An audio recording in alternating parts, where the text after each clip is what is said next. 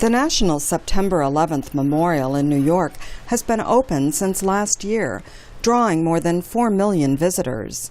But work stopped months ago on the attached museum because of financial disagreements between the Port Authority, which owned the destroyed Twin Towers, and the foundation that is building the museum.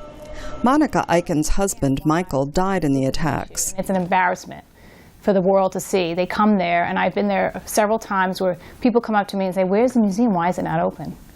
How do you explain that?" "Oh, because we're fighting over some money." The museum's exhibits will tell the stories of the attacks and of the people who died. There will also be displays about Al-Qaeda and the 9/11 plotters.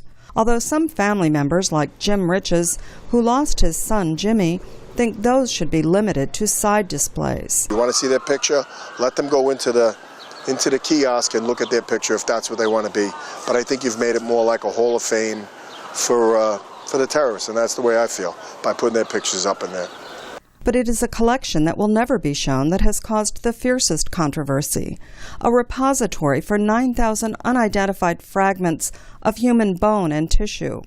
It will be 7 stories underground and off-limits to all but family members and the medical examiner. Riches and members of 16 other families have filed a lawsuit. They want the remains entombed above ground. There's no museums, I don't think, in the whole country that put human remains in a museum.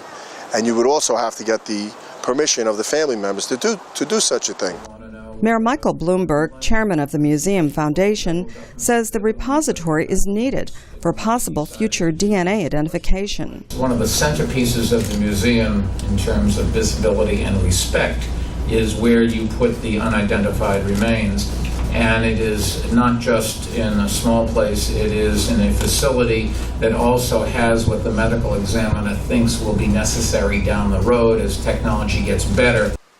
Another issue, an atheist group has filed suit to stop the display of cross-shaped steel beams that became an icon for recovery workers at Ground Zero. The foundation responds that it is being displayed as an artifact, not as a religious object. Carolyn Weaver, VOA News, New York.